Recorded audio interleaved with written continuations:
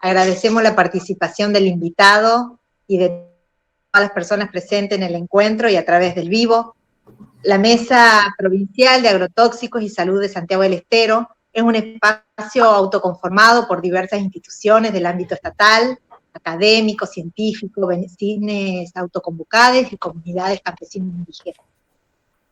El espíritu de este espacio es traer la discusión por el impacto que sufren los territorios como espacios de vida humano e inhumano, como consecuencia de la exposición a las infecciones con agrotóxicos y sus derivas.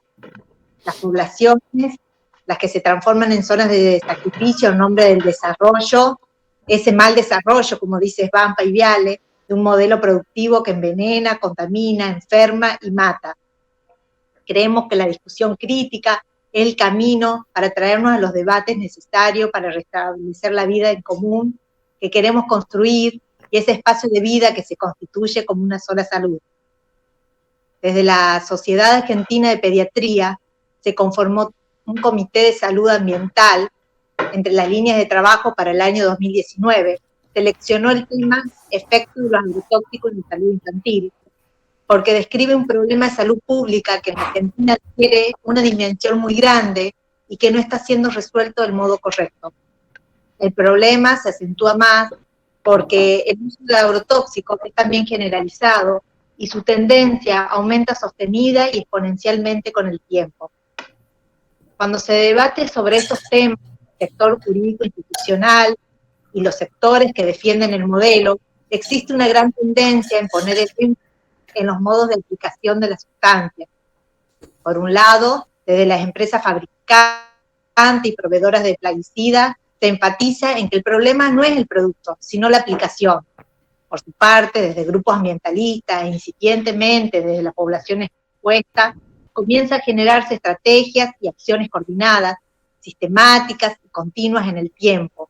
Es en esta fase donde resultan evidentes los daños en la salud a nivel crónico. La aparición de los síntomas pueden retardarse lo suficiente en el tiempo como para causar daños irreversibles en el organismo de niñas, adultos y ancianos. Es en este sentido que buscamos trascender los debates comunes y poner sobre la mesa las discusiones y los temas que siempre quedan afuera, los temas que nos preocupan como sociedad, pensando en el futuro que queremos. Así es que hoy damos inicio a este ciclo de encuentros autoformativos y abiertos para poner en escena el tema que nos convoca al calor de las discusiones y experiencias. Hoy nos acompaña el abogado Darío Ávila, quien nos comentará acerca de los agrotóxicos, de los derechos humanos y la justicia ambiental.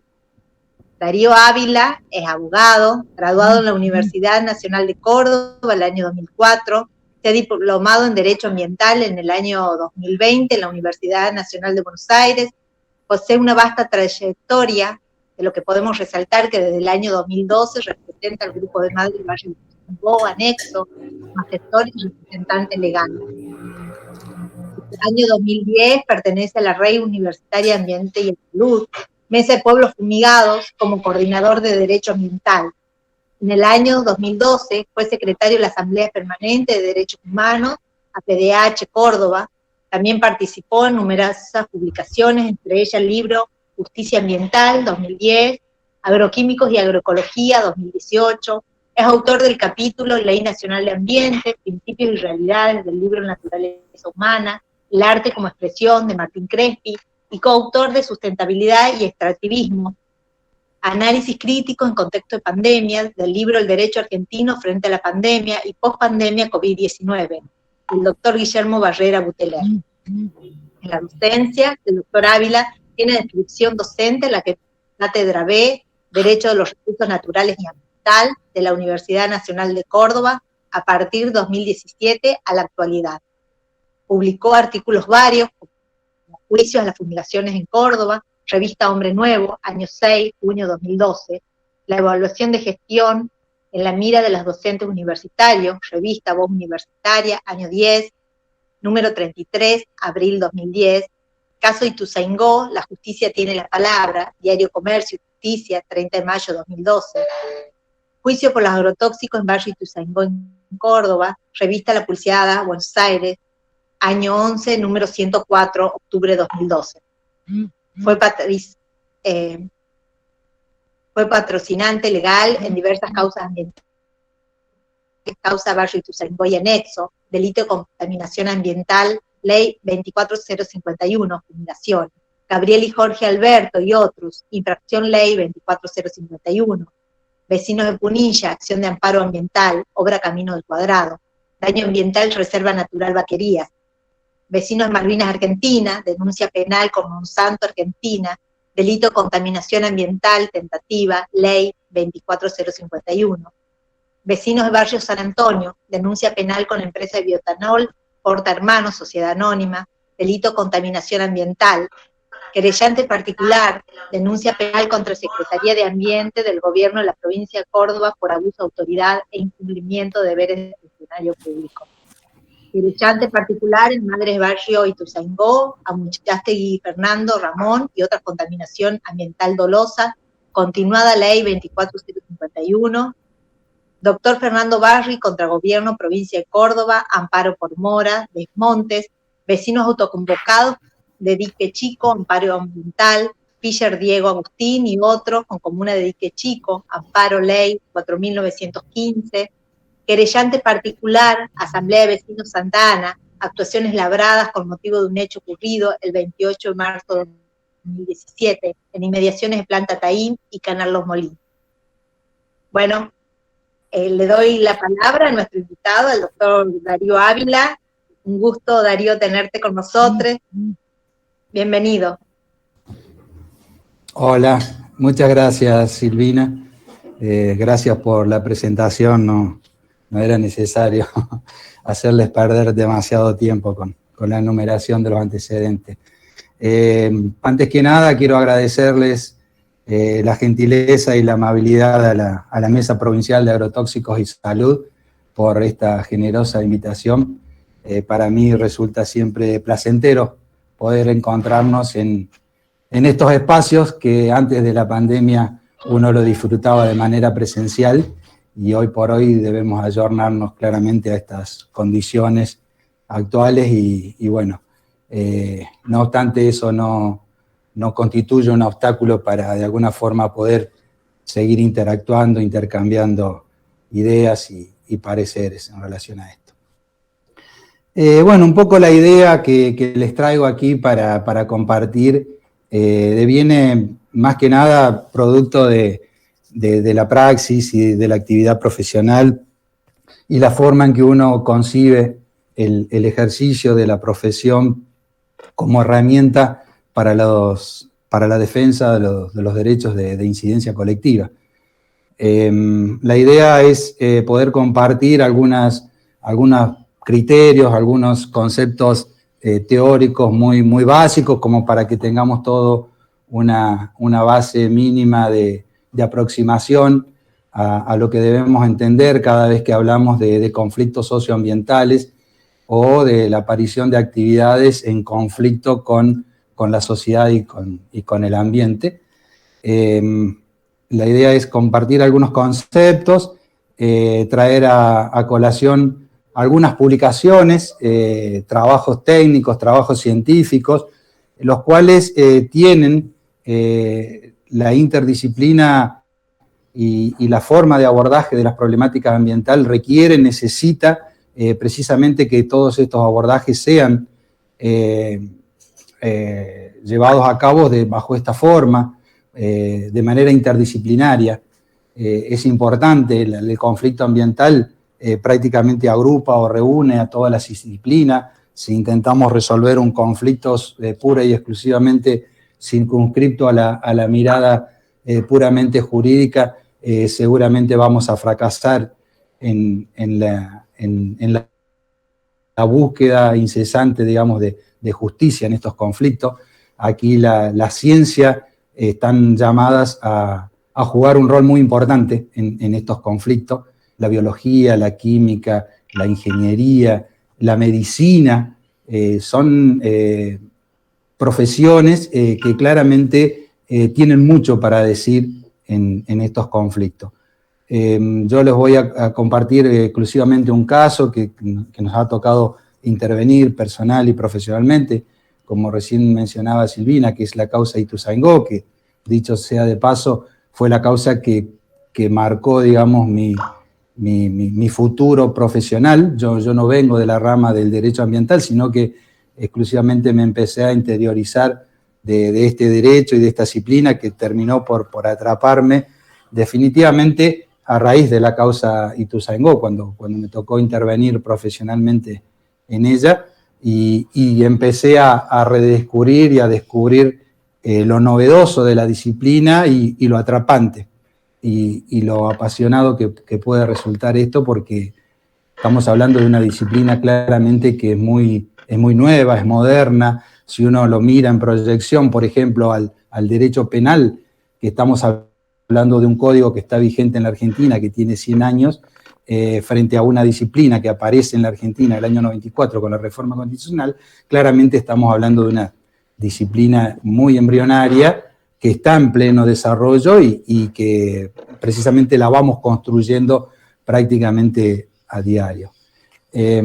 Bueno, sin mayores prolegómenos, voy a tratar de compartir un PowerPoint de alguna forma para que vayamos de alguna forma dimensionando y advirtiendo algunas cuestiones que me parecen interesantes poder compartir con ustedes, poniendo eje central en esta cuestión que claramente ustedes plantearon como eje central, que es la problemática vinculada al uso de agrotóxicos y cómo esta cuestión ha tenido su correlato y su resolución y su abordaje desde la justicia. ¿Se ve bien allí el PowerPoint? ¿Se puede ver? Yo ya perdí toda dimensión. ¿Se ve? Sí, se ve muy bien, Darío. Bien. Como yo recién les señalaba, la cuestión del derecho ambiental es una rama muy novedosa que en nuestro país tiene recepción normativa a partir de la reforma constitucional que se llevó a cabo en el año 1994. Esta incorporación expresa que se hace a través del artículo 41 de lo que se viene a conocer, lo que se conoce después como la cláusula ambiental, tiene como antecedente inmediato precisamente la cumbre de Río de 1992, que fue la cumbre de las tierras, donde allí se establece expresamente los principios fundamentales en materia de derecho ambiental. A partir de esta cumbre, distintos países comienzan a adoptar en su Constitución Nacional previsiones de carácter de jerarquía superior y que tienen por objeto precisamente la protección del ambiente. En nuestro caso, esa regulación se materializa mediante la incorporación del artículo 41 de nuestra Constitución Nacional, que se conoce como la cláusula ambiental. Apenas entramos a analizar el contenido y el alcance de esas cláusulas, vamos a poder advertir que contiene 3 párrafos o 3 partes bien diferenciadas. La primera parte, el primer párrafo, es el que nos va a indicar cuál es el verdadero contenido, cuál es el alcance de este derecho, qué es lo que debemos entender cuando hablamos de los derechos ambientales, de los derechos de incidencia colectiva. La segunda parte, como vamos a ver, habla en relación a quiénes son los obligados a garantizar, a proteger este derecho de carácter constitucional. Y la última parte, vamos a ver después, que es lo que se conoce como el ejercicio del poder de policía en materia ambiental, es decir, la potestad que tienen los estados para sancionar dentro de la órbita de su jurisdicción y su competencia nacional, provincial y municipal, normativas vinculadas a la cuestión ambiental. Apenas entramos a analizar la primera parte, es decir, aquella que define lo que nosotros debemos entender por ambiente, o mejor dicho, por derecho ambiental, vamos a ver que el legislador del 94 expresamente ha establecido un derecho bajo estas características y señala que todos los habitantes gozan del derecho a un ambiente sano, equilibrado, apto para el desarrollo humano, y luego habla de las actividades productivas, y dice, para que las actividades productivas, y aquí ya comenzamos a tener la primera aproximación al tema que vamos a tratar de abordar hoy en profundidad más adelante, dice, las actividades productivas satisfagan las necesidades presentes sin comprometer a las generaciones futuras. Después dice, y tienen el deber de preservarlo. Finalmente dice, el daño ambiental generará prioritariamente la obligación de recomponer según lo establezca una ley especial. Bueno, si nosotros nos detenemos a analizar un poquito en detalle y en profundidad, lo primero que vamos a ver aquí, el legislador no ha sancionado o no ha reglamentado o no ha protegido un derecho, digamos, simple, sino muy por el contrario, es un derecho adjetivado y que tiene varias dimensiones. Por ejemplo, la principal singularidad que contiene esta redacción y esta normativa, ustedes van a ver que habla de todos los habitantes. Es decir, ya allí no habla ni de ciudadanos, sino que concretamente habla de habitantes.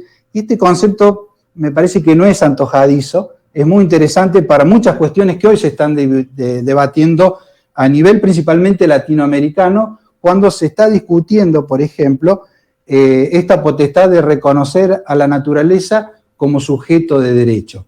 Es decir, nosotros sabemos muy bien que en Latinoamérica existen países como ocurre en Perú, como ocurre en Bolivia, como ocurre en Ecuador y en la propia Colombia, hay previsiones que reconocen de manera expresa a la naturaleza como titular de un derecho subjetivo, es decir, que le da un reconocimiento a la naturaleza, le da un valor, le da una protección precisamente como sujeto con un fin en sí mismo, es decir, le brinda una protección especial porque entiende que la naturaleza tiene también una finalidad propia, distinto de la finalidad utilitarista o economicista que pueda reportarle al hombre o al ser humano. Es decir, la naturaleza se lo está reconociendo en ese sentido. Por eso hay muchos autores, entre ellos, por ejemplo, el profesor Aníbal Falvo de la Universidad de La Plata, toma este concepto de habitantes y dice, cuando hablamos de habitantes estamos haciendo referencia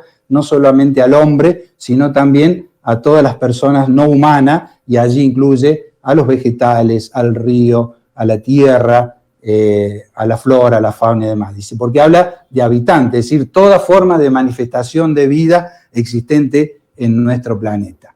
Y allí es que, por ejemplo, este autor considera que la Argentina perfectamente, sin que esté regulado de manera expresa, como en otros países de Latinoamérica, se pueda reconocer desde el punto de vista constitucional a la naturaleza como sujeto de derecho, haciendo precisamente foco en este concepto de habitante. Después vamos a ver que la primera adjetivación que hace la Constitución, precisamente, dice que el derecho que tenemos los ciudadanos es a vivir en un ambiente sano. Y aquí aparece también otra cualidad muy importante, y aquí estamos viendo que el legislador lo que ha querido precisamente consagrar con esta fórmula es aquella íntima, estrecha vinculación que existe entre el ambiente y la salud. Por eso habla de ambiente sano.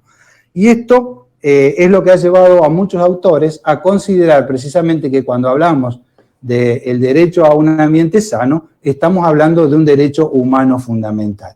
¿Por qué? Porque claramente estamos viendo de que el ambiente tiene real y efectiva incidencia sobre la salud de las personas y de los habitantes. Por lo tanto, hay allí una estrecha y una íntima vinculación entre el ambiente y la salud. Un ambiente va a ser sano en la medida que éste promueva el bienestar de las personas. En cambio, va a dejar de ser sano cuando el ambiente ese pone en riesgo, ponga en peligro o vulnere el derecho a la salud o al derecho a la vida de las personas. Después dice que también otra de las características de este ambiente es que debe ser equilibrado.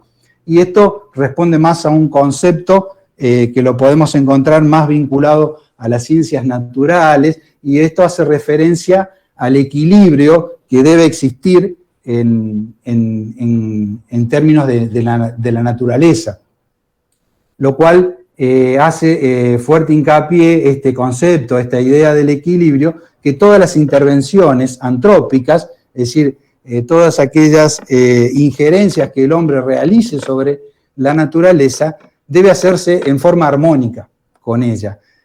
No debe precisamente romperse el necesario equilibrio que existe en la naturaleza, porque en la naturaleza claramente existe un funcionamiento sistémico en el cual cada uno de los componentes cumple un rol fundamental precisamente en esta trama de la vida que allí se desarrolla. Por lo tanto, cada vez que el hombre interviene sobre la naturaleza y lo hace de manera agresiva, degradando o afectando o vulnerando gravemente alguno de los componentes, como puede ser el suelo, como puede ser el agua, claramente estamos rompiendo el equilibrio, no estamos repletando los ciclos naturales de la vida, de la tierra, del agua, y por lo tanto este es un concepto que claramente el legislador está queriendo proteger. Luego dice que debe ser apto para el desarrollo humano también. Cuando habla de desarrollo, claramente no hace referencia pura y exclusivamente al concepto economicista, es decir, al desarrollo económico, sino que muy por el contrario, el desarrollo debe ser entendido en forma holística, en forma integral, y dentro de este concepto de desarrollo humano claramente está comprendido la idea de poder desarrollarse sanamente y poder llevar a cabo una vida social y en relación y en vínculo con otros seres vivientes sobre la Tierra, sin que ello signifique precisamente pura y exclusivamente satisfacer las necesidades económicas o materiales. Luego habla de las actividades productivas. Claramente más adelante vamos a hablar del modelo del agronegocio basado en el uso de agrotóxicos. Dice allí, por ejemplo, que estas actividades productivas deben satisfacer las necesidades presentes sin comprometer a las generaciones futuras. Más adelante vamos a ver, les voy a compartir algunos informes científicos, algunas publicaciones, que dan cuenta precisamente cómo el modelo del agronegocio viola esta cláusula constitucional en este párrafo. Vamos a ver cómo el modelo del agronegocio compromete a las generaciones futuras, porque precisamente son nuestros niños, nuestras niñas y nuestros adolescentes un grupo especial vulnerable frente a la exposición al uso de los agrotóxicos. Es decir, aquí también, esto es importante poder señalarlo, esto de las actividades productivas, la presentación de las generaciones futuras y de las generaciones presentes constituye un claro límite, una clara restricción para las actividades empresariales. Es decir, acá claramente lo que se está queriendo señalar que todas las actividades productivas, las actividades empresariales tienen un límite, tienen una restricción clara y que dice que no pueden afectar a los derechos de las futuras generaciones.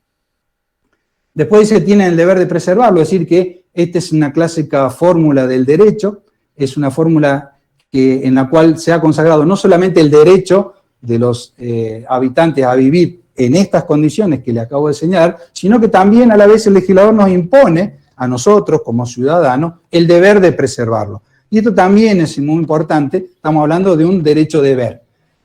Y esto tiene que ver también con la posibilidad o la forma en que el legislador deposita en la ciudadanía el deber de preservarlo, y esto va a ser muy importante cuando más adelante veamos la importancia, el rol que tiene la ciudadanía para la defensa de estos derechos, y tiene que ver también no solamente con la posibilidad de reclamar frente a las autoridades o frente a los funcionarios públicos, sino también a la hora de tener que acudir en auxilio a la justicia. Es decir, cuando un ciudadano común recurre a la justicia precisamente para cuestionar una actividad que entiende que afecta o degrada el ambiente o afecta la calidad de vida, está ejerciendo un deber de naturaleza constitucional que le impone el artículo 41, que dice que para poder vivir en estas condiciones tengo el deber también de preservarlo, y ese deber no se agota simplemente en reclamar, sino también en accionar concretamente, tanto en la faz administrativa como en la faz judicial. Después habla del daño ambiental, dice, el daño ambiental es un daño específico, la Ley General del Ambiente, que es la 25675, establece un capítulo especial que regula lo que se debe entender como daño ambiental, y la principal característica que dice la Constitución, dice generará prioritariamente la obligación de recomponer. Nosotros sabemos que una de las características principales del daño ambiental es que una vez que se produce, el daño ambiental generalmente es de carácter irreversible, es decir, es prácticamente, técnicamente o económicamente, en la mayoría de los casos, resulta dificultoso, por no decir imposible, volver las cosas al estado anterior. Por ejemplo, cuando se produce un desmonte, es difícil volver a recuperar tantos años precisamente de evolución que puede experimentar un bosque nativo, por ejemplo, pristino. Entonces, por eso es que en materia ambiental, la normativa, en primera instancia, lo que dice que una vez que se produce el daño ambiental, la obligación es recomponer. Recomponer significa volver las cosas al estado anterior. Lo cierto es que algunas cuestiones se pueden técnicamente, materialmente y económicamente cumplir con esta premisa de recomponer y de volver. Fíjense que no habla de indemnizar, sino que habla de recomponer, porque precisamente lo que toda la legislación ambiental focaliza precisamente en la tarea o en la fase puramente preventiva. Vamos a ver que las normas lo que tienen por motivo principal, por eje central, prevenir el daño ambiental, evitar el daño ambiental, precisamente por esta característica, porque una vez que se produce es prácticamente difícil volverlo al estado anterior. Por eso dice que la primera premisa es recomponer. Cuando la recomposición no se puede llevar a cabo, ahí recién puede provenir una indemnización sustitutiva. Es decir, esa indemnización no tiene por objeto satisfacer necesidades materiales, sino que más bien llevar a cabo otras tareas en función de la imposibilidad de volver las cosas al estado anterior. Luego, en la segunda parte, habla de las obligaciones de las autoridades en relación a este derecho.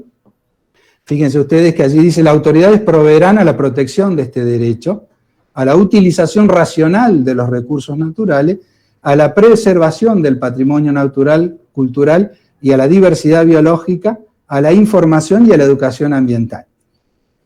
Acá la primera cuestión importante para señalar, allí ustedes pueden advertir que el legislador ha tomado una fórmula amplia, una fórmula generosa, y fíjense que habla en términos generales, habla de autoridad, es decir, el legislador no realiza aquí ningún tipo de diferencia de ninguna naturaleza y especie en relación a quiénes son las autoridades que están obligadas a proveer a la protección de este derecho. Por lo tanto, la doctrina mayoritaria sostiene que todos los niveles del Estado están obligados a proveer a esta protección de este derecho. Cuando hablamos de los niveles de Estados, estamos involucrando al Estado nacional, al Estado provincial y a los estados comunales o municipales. Es decir, esos son los distintos niveles de Estado. Pero también los distintos poderes constituidos, es decir, el poder legislativo, el poder ejecutivo y el poder judicial. Todas estas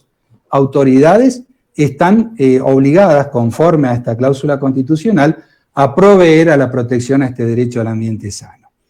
¿Cómo van a proveer? ¿Qué significa proveer a la protección? Significa hacer todo lo necesario para que este derecho consagrado constitucionalmente no se transforme en letra muerta, sino que se haga real y se haga efectiva esa protección. Entonces, de acuerdo a este concepto, ¿cómo van a proveer estas autoridades a la protección de este derecho? Y bueno, el Poder Ejecutivo, a través de sus funcionarios, llámese Secretaría de Ambiente, llámese Ministerio de Agricultura, lo que corresponda, va a proveer precisamente a la protección dictando resoluciones o dictando actos administrativos, resolviendo reclamos administrativos, respetando o resguardando esta garantía constitucional.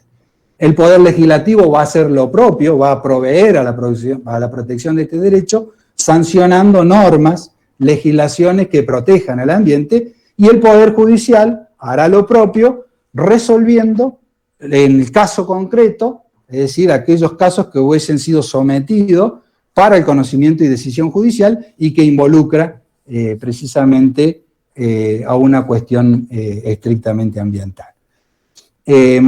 Luego dice, en relación a estas autoridades también, dice que deben proveer a la utilización racional de los recursos naturales. Es decir, aquí lo que se está señalando es que el Estado, a través de sus distintos funcionarios públicos, debe intervenir precisamente con el objeto de controlar y fiscalizar el uso que se hace sobre los recursos naturales, aun cuando estos recursos estén en propiedad privada, tratando de evitar que precisamente el abuso sobre estos recursos terminen por provocar la extinción. Es decir, claramente lo que se procura es la utilización racional, evitando sobre todo la extinción o el agotamiento de los recursos naturales.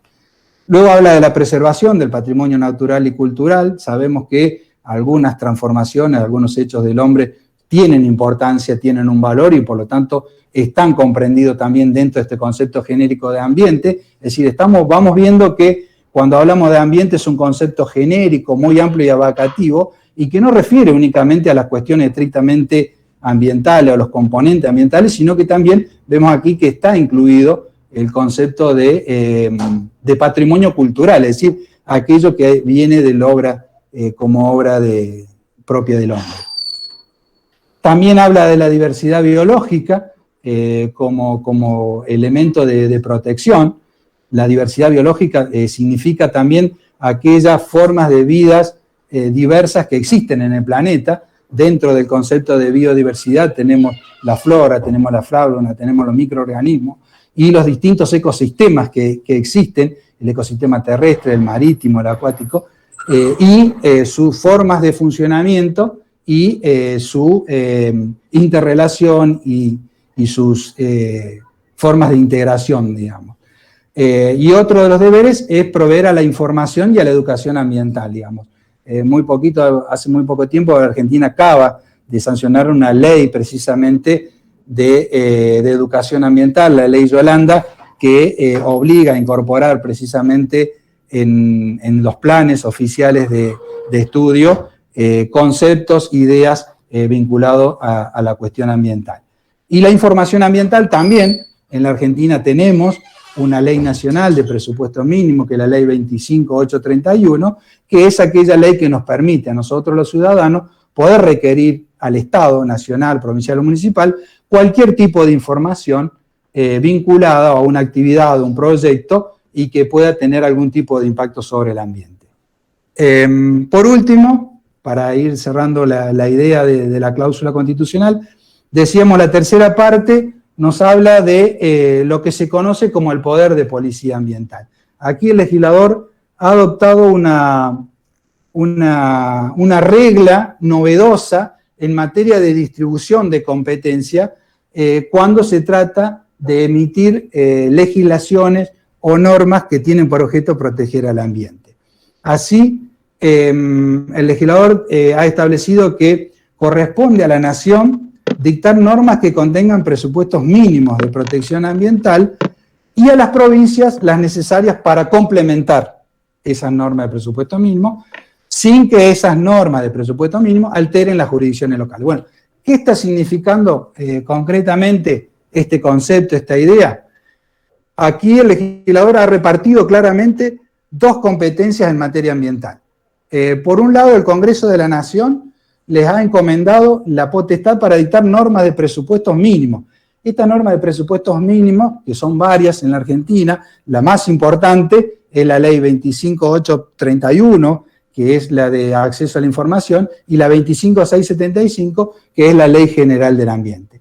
Estas normas tienen las características que son normas de carácter nacional, son de orden público, es decir, que se aplican sí o sí, que no se pueden renunciar, que no se puede transar, y que estas normas lo que hacen es asegurar un piso de derecho común y uniforme para todas las provincias. Es decir, es una norma que rige en todo nuestro territorio, en todo nuestro país, y es un piso mínimo de protección.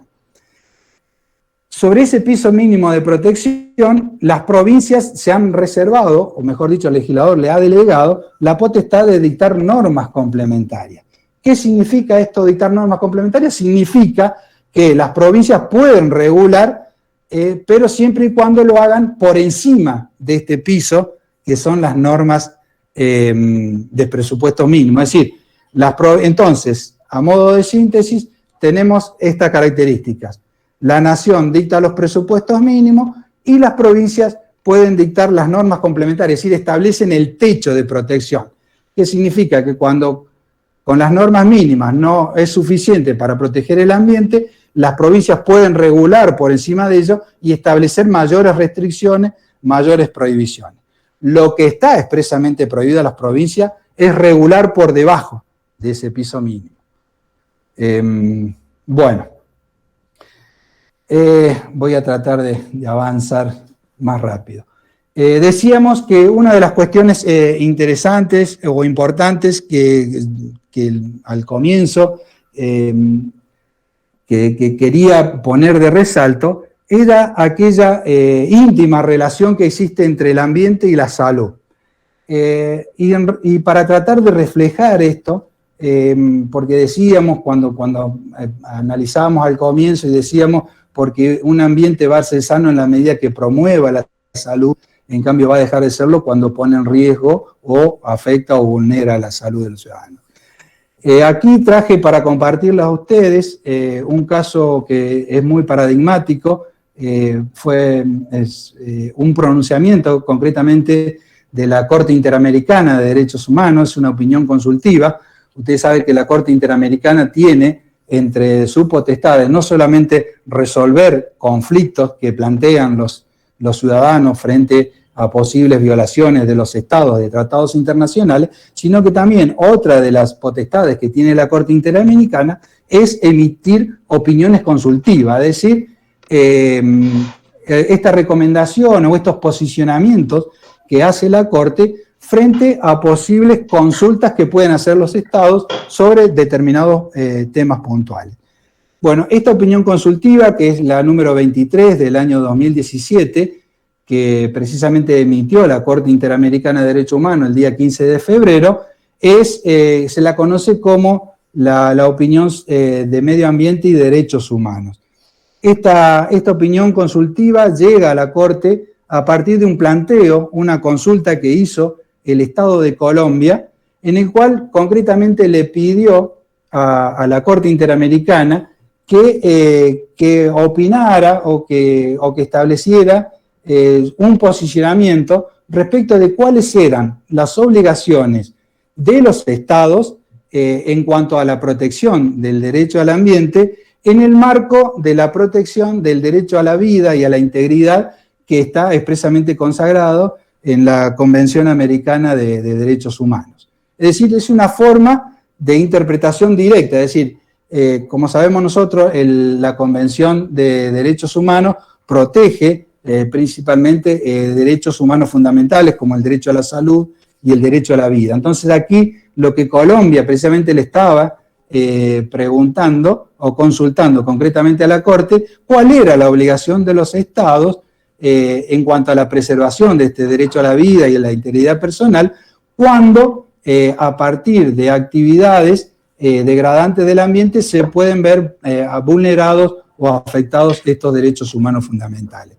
Y esto lo hizo a raíz de una importante obra de infraestructura que se estaba llevando adelante, un proyecto que se intentó llevar adelante en todo el mar del Caribe y que se refería a una obra de represa, una mega obra que claramente iba a producir una afectación significativa sobre todo ese sector de Colombia, del mar del Caribe, principalmente en la isla San Andrés, que era el lugar más cercano a este proyecto, a esta mega obra que se intentaba llevar a cabo, y en lo cual Colombia entendía que esta obra iba a vulnerar, iba a afectar derechos humanos fundamentales, principalmente de los ribereños que viven en cercanías precisamente a esa obra y que iban a ver afectada su calidad de vida y principalmente su modo de subsistencia a partir de la pesca y demás actividades de supervivencia. A partir de allí, la Corte fija una serie de señalamientos muy importantes y que establecen una clara vinculación entre el ambiente y la salud. Allí la Corte, en el párrafo 46, por ejemplo, dice: esta opinión constituye una de las primeras oportunidades que este tribunal podrá referirse de manera extendida sobre las obligaciones del Estado que surgen de la necesidad de proteger el ambiente bajo la Convención Americana. Esta Corte, dice, estima pertinente realizar algunas consideraciones iniciales sobre la interrelación entre los humanos, entre los derechos humanos y el ambiente, y los derechos humanos afectados por causa de la degradación del ambiente, incluyendo el derecho a un ambiente sano. Es decir, allí va haciendo las primeras aproximaciones, las primeras vinculaciones entre los derechos humanos y el derecho al ambiente sano.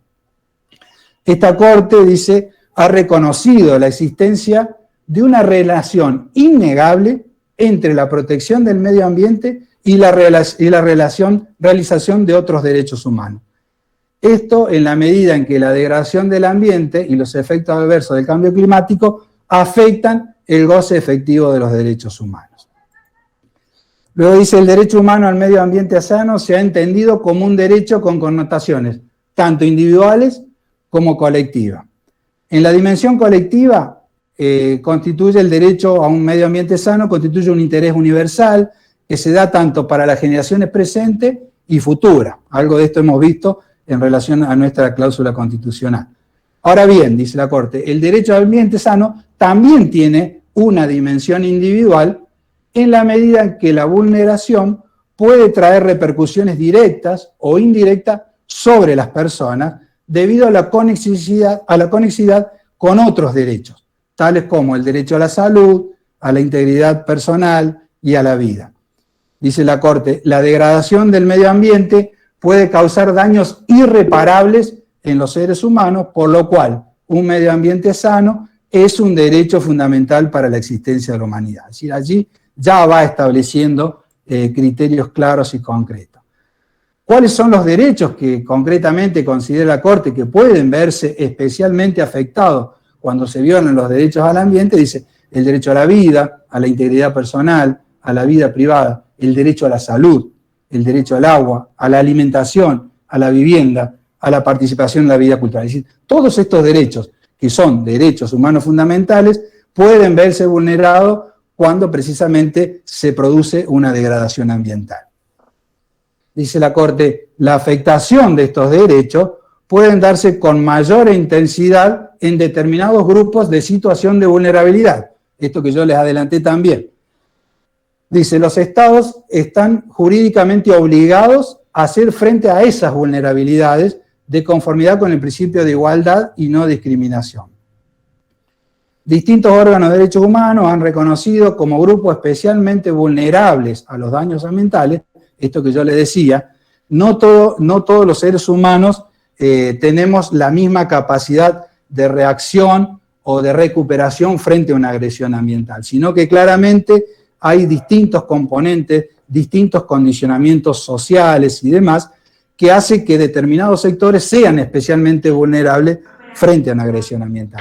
Y allí los enumera la Corte, dice los pueblos indígenas, los niños y las niñas, esto lo vuelvo a resaltar porque más adelante vamos a ver específicamente este ítem que especialmente me interesa poder destacarlo, como los niños y las niñas, al igual que lo dice la Corte aquí, son especialmente vulnerables frente a las agresiones ambientales, las personas que viven en situación de extrema pobreza, las minorías, las personas con discapacidad, así como se ha reconocido también el impacto diferenciado que tienen sobre las mujeres.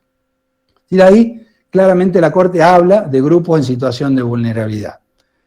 Luego establece que para poder gozar precisamente de un derecho a la salud, requiere de ciertas precondiciones necesarias para llevar a cabo una vida saludable. Dice, por lo tanto, la contaminación ambiental puede causar afectaciones a la salud. La Corte reitera que una protección adecuada al medio ambiente es esencial para el bienestar humano, así como el goce de múltiples derechos humanos, en particular el derecho a la vida, a la integridad personal, a la salud y el propio derecho a ambiente sano. Vuelve a reiterar algunos conceptos. Dice, después habla del deber de prevención. El Estado también tiene una facultad de actuar de manera preventiva, esto que yo le señalaba. Todas las normas en materia ambiental hacen hincapié, centralizan precisamente toda su normativa en la fase preventiva, y dice que los estados están obligados a usar todos los medios a su alcance para evitar que las actividades se lleven a cabo bajo su jurisdicción causen daños significativos al medio ambiente. La existencia de esta obligación, es decir, de los estados de actuar de manera preventiva, es decir, prevenir, evitar que el daño ambiental se produce, dice la Corte, no depende del nivel de desarrollo. Es decir, la obligación de prevención aplica por igual a los estados desarrollados como a aquellos en vía de desarrollo. Es decir, que la falta de recursos económicos no constituye una excusa para los estados para prevenir la degradación al ambiente. Luego señala cuáles son obligaciones específicas de los estados en materia de protección ambiental y dice los estados están especialmente obligados a regular, supervisar, fiscalizar, requerir y aprobar estudios de impacto ambiental, establecer planes de contingencia y mitigar en caso de que se ocurra el daño ambiental. También habla del principio de precaución, que es otro de los principios fundamentales en materia ambiental, y ha señalado la Corte en esta opinión consultiva que la obligación general de garantizar los derechos a la vida y a la integridad de la persona implica que los estados deben actuar diligentemente para prevenir afectaciones a estos derechos. Esta Corte entiende que los estados deben actuar conforme al principio precautorio. Los estados deben actuar con debida cautela para prevenir. Luego habla del acceso a la justicia también. Dice que en el contexto de protección ambiental, el acceso a la justicia permite al individuo velar porque se apliquen las normas ambientales y constituye un medio para remediar cualquier violación a los derechos humanos que hubiera sido causado por el incumplimiento de normas ambientales. Esto también implica que el acceso a la justicia garantiza la plena realización de los derechos a la participación pública, al acceso a la información a través de mecanismos judiciales. Bueno, aquí ya me voy circunscribiendo más concretamente al caso concreto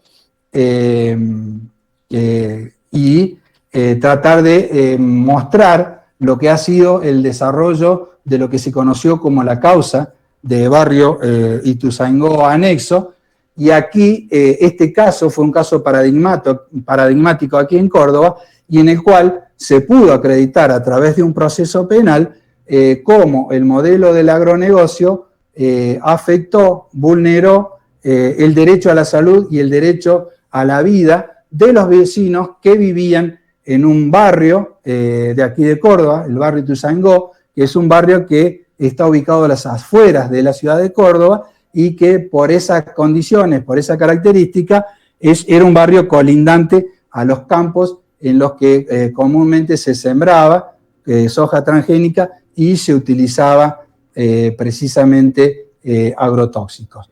Lo que ustedes están viendo en pantalla son algunos de los recortes de uno de los periódicos más importantes de aquí de la ciudad de Córdoba. Todo esto, ustedes podrán ver, no sé si alcanzan a ver, datan más o menos del año 2000, 2001, 2002, que es el momento en que un grupo de madres, allí están viendo ustedes alguna de ellas en esa imagen, el grupo de madres comienza a visibilizar lo que ellas estaban viendo que estaba ocurriendo en sus barrios.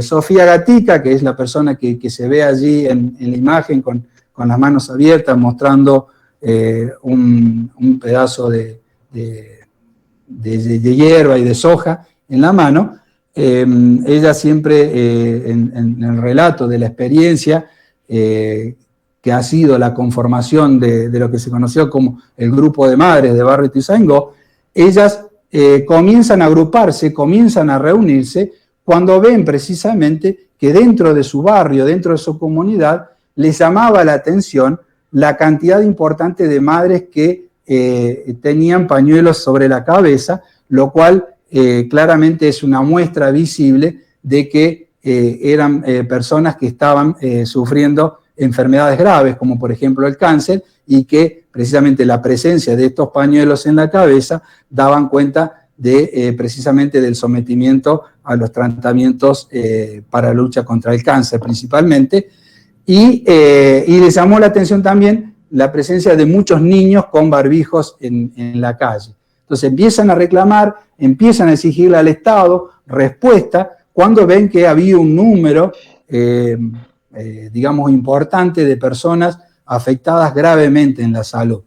Y bueno, allí los recortes, a partir de este reclamo y que se visibiliza y toma un fuerte impulso y es instalado fuertemente en la opinión pública, los estados comienzan, digamos, de alguna forma a tomar algún tipo de acción en relación a este reclamo, y allí, por ejemplo, estos recortes, estos periódicos daban cuenta de lo que se venía advirtiendo en relación al sector. Allí uno de los titulares da cuenta de que se habían encontrado plaguicidas en el tanque de Ituzaingó, es decir, el tanque es el lugar que proveía de agua para consumo humano a todo el barrio. Bueno, ese tanque se analizó el agua y se descubrió que había plaguicidas. Luego se investigan si plaguicidas causaron leucemia, denuncian muchos casos de cáncer, y una de las cuestiones importantes, y que habla también parte de la desidia del Estado, lo refleja un poco este artículo. Allí el último artículo daba cuenta que se habían presentado 38 querellas penales por las enfermedades, y lo cierto es que el Estado no había dado ninguna respuesta a esas denuncias penales que habían presentado estos grupos de vecinos ante la justicia. Frente a la gran inacción del Estado, este grupo de madres comenzó a hacer una tarea titánica, es decir, aquello que claramente le corresponde por obligación al Estado, y frente a la inacción, frente a la ausencia, a la omisión estatal, ellas mismas se pusieron a hacer este trabajo. Lo que ustedes ven aquí al margen, a la derecha, es un mapa. Ese es el mapa de Barrio Ituzaingó.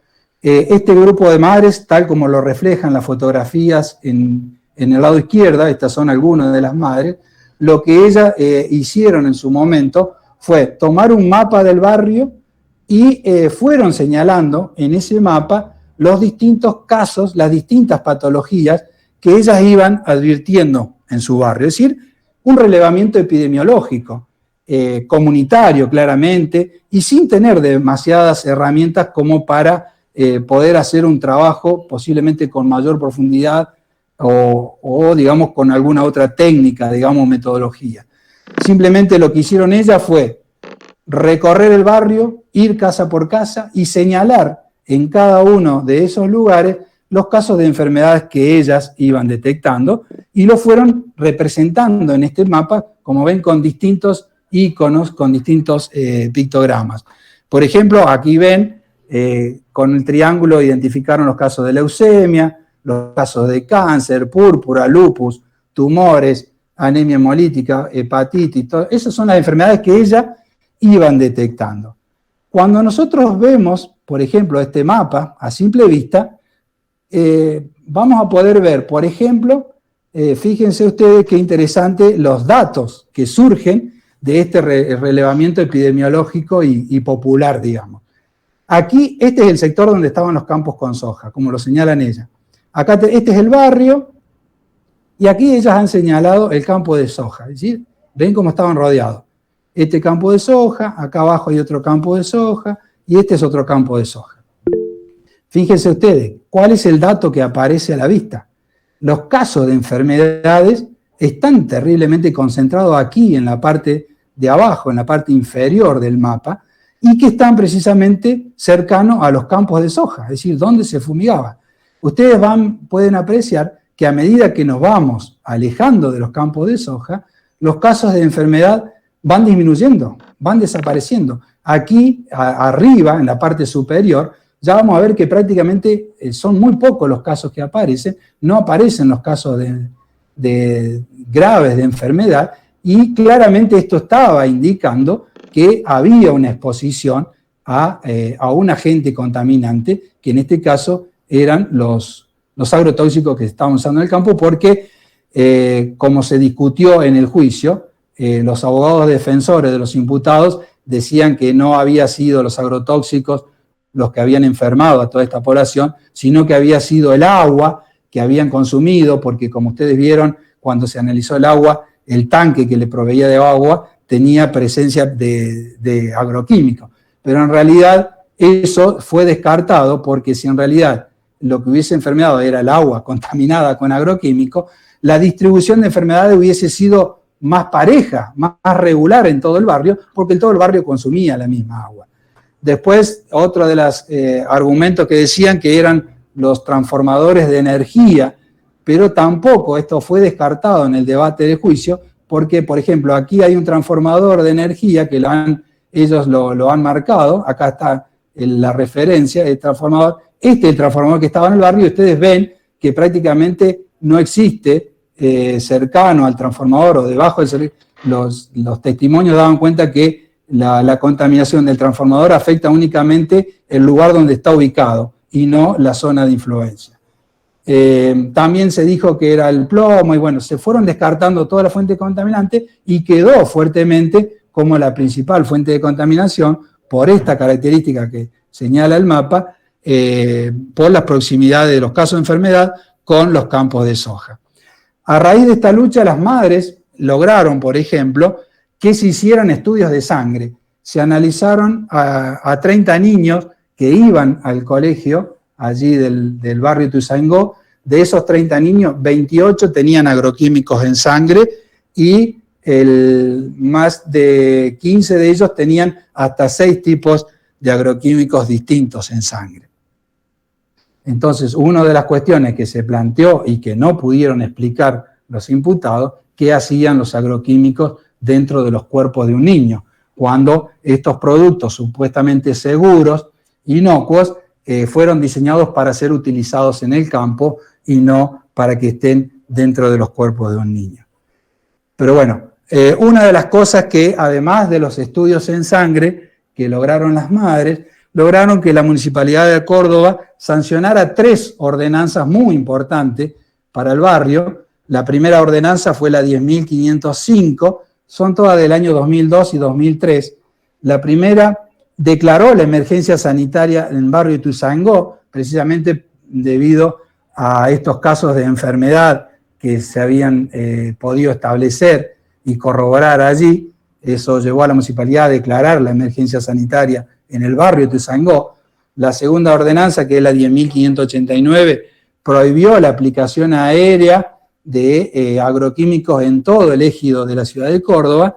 Y la última, la 10.590, que es una de las más importantes, prohibió la aplicación de plaguicidas, ya sea mediante fumigación terrestre o fumigación aérea, en cualquier dosis, en cualquier tipo, hasta una distancia de 2.500 metros de la vivienda de Ituzaingó. Es decir, aquí se estableció lo que se conoce como una zona de resguardo ambiental de 2.500 metros. Es decir, no se podía fumigar a partir de esta ordenanza hasta 2.500 metros precisamente de la planta urbana de barrio Ituzaingó. Pero bueno, a pesar de que existían estas ordenanzas, a pesar de que había una ley provincial que regula el uso de agrotóxicos en nuestra provincia de Córdoba, los vecinos seguían denunciando precisamente que las fumigaciones se seguían llevando a cabo en ese sector.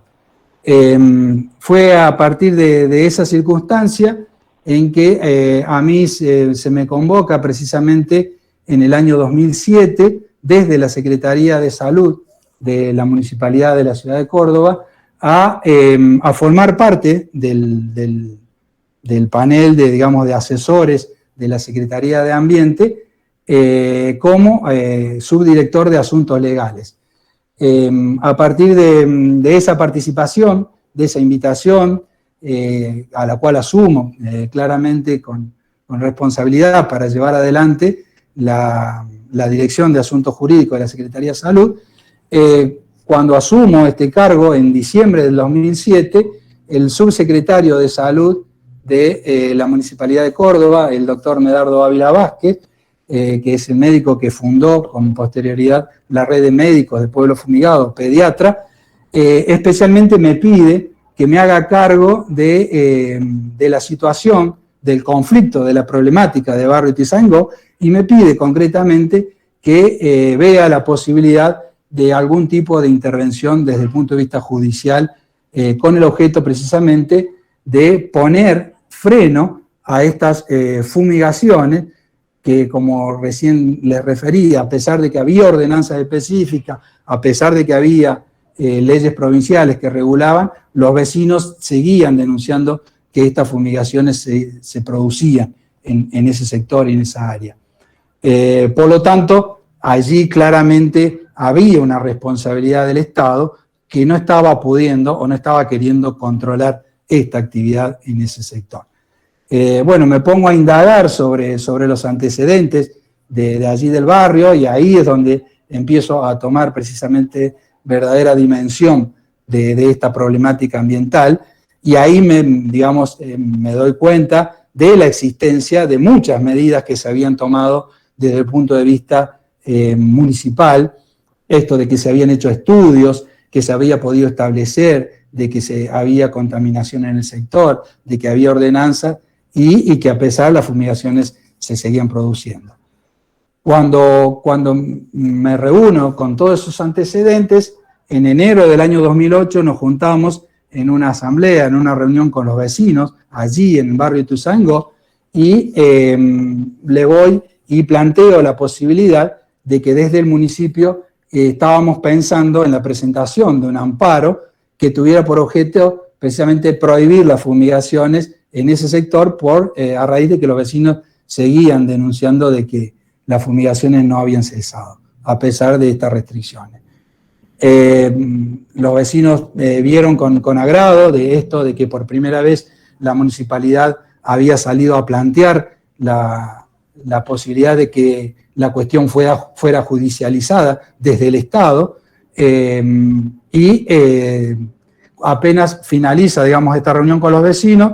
No obstante eso, alertamos a los vecinos y ponemos en conocimiento y notificamos de que si durante los meses de enero y febrero ellos advertían algún hecho de fumigación, lo comunicaran precisamente a la Secretaría de Salud Municipal, porque íbamos a proceder directamente a hacer una denuncia de ese hecho. Bueno, esto ocurrió definitivamente el 1 de febrero del 2008.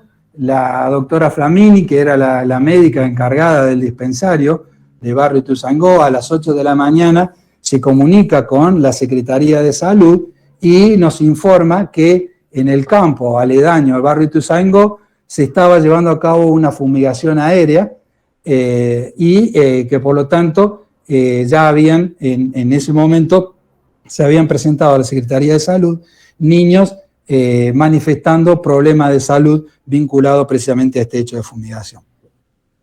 Inmediatamente de esa notificación concurrimos con el subsecretario al Poder Judicial y realizamos la denuncia penal. A partir de allí, la denuncia penal intervino el fiscal de instrucción, que fue el doctor Carlos Mateu. La primera medida que llevó a cabo el doctor Mateu fue precisamente hacer un allanamiento en los campos donde se había fumigado, ahí en cercanía del barrio, y toma una serie de muestras, entre ellos plantas de soja, muestra de suelo, muestra de agua, pero también tomó la muestra de dos frutos, de dos duraznos, del lugar donde vivía el casero del propietario del campo donde se había fumigado. Se manda a analizar precisamente estos productos a la Universidad Nacional del Litoral, y allí el informe daba cuenta que esos duraznos que había sido secuestrado por el fiscal tenían restos de glifosato y endosulfán.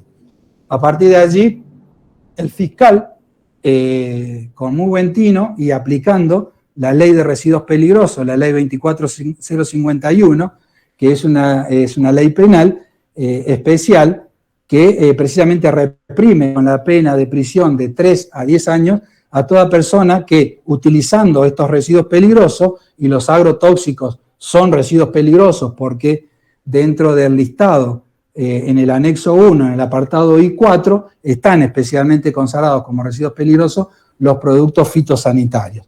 Entonces, tomando como eje esta ley que dice que el que utilizando estos productos pusiera o pone en riesgo la salud de los habitantes, contaminando el agua, el suelo o el ambiente en general, dice, será sancionado con una pena de 3 a 10 años de prisión.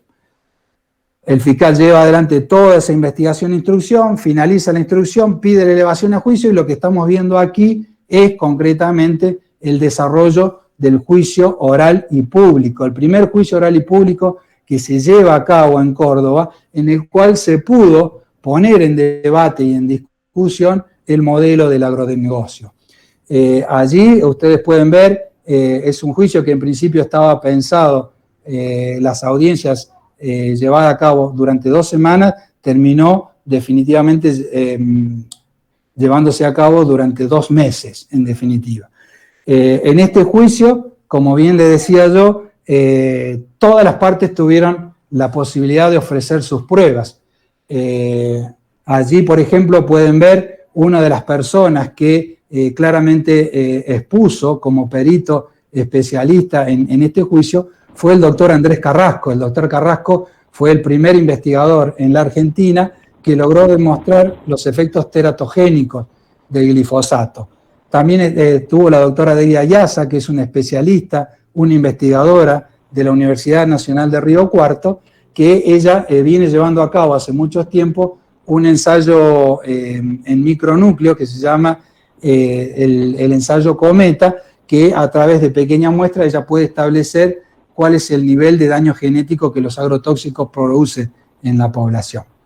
Como resultado de este juicio, bueno, también claramente estuvieron allí presentes, además de técnicos, especialistas, investigadores, los propios vecinos, que son las personas que claramente dieron testimonio en el juicio de cuáles eran los problemas de salud que ellos tenían cada vez que se producía un hecho de fumigación. Allí ustedes pueden ver en este mapa, esto fue una de las pruebas fundamentales del juicio. En esta primera parte, en el mapa de la izquierda, es un mapa georreferenciado, que ustedes pueden ver, esto que está aquí es la planta urbana del barrio Ituzaingó, y estos son los campos donde normalmente se fumigaba. Este campo verde es el campo en el cual se llevó a cabo el juicio. Si ustedes ven este mapa con el mapa que hicieron las madres, que especialmente referenciaba que los casos de enfermedades estaban aquí en este lugar, y luego se aportó durante el juicio este otro mapa, que es el mapa que llevó a cabo un estudio científico, la Universidad Nacional de Córdoba, a través de la Facultad de Ciencias Exactas, Físicas y Naturales, que es un mapa de deriva. A través de esta investigación, durante 10 años, en la Universidad Nacional de Córdoba, investigó cuál era el viento preponderante que había en Barrio Ituzaingó, y era el viento que soplaba a lo largo de todo el año con dirección sureste. Entonces, allí vemos, por ejemplo, en este cuadradito rojo es el campo donde se llevaba a cabo la fumigación. Entonces, ¿qué ocurría en base a este estudio científico que se llevó a cabo? Cada vez que en este campo se fumigaba, en razón de que el viento venía con esta dirección hacia el barrio, cada vez que se fumigaba, ustedes ven cómo el agroquímico ingresaba adentro del barrio. Aquí está el barrio, esto en blanco, y por lo tanto toda esta parte que se ve aquí con esta dirección, esto es lo que se conoce como deriva, es decir, el traslado del agroquímico por la acción, principalmente en este caso, del viento. Es decir, entonces veíamos que los casos de enfermedad detectados por la madre, sumado al mapa de la deriva, claramente había una explicación allí, que los casos de enfermedad detectados en este lado estaban por los agrotóxicos que se derivaban cada vez que se fumigaba en este sector. Bueno, a consecuencia de este juicio, como le decía yo recién, por primera vez en la Argentina, se condenó a un productor agropecuario y al propietario de la empresa agroaplicadora, y se le aplicó una pena de 3 años de prisión porque se lo encontró responsable del delito de contaminación ambiental.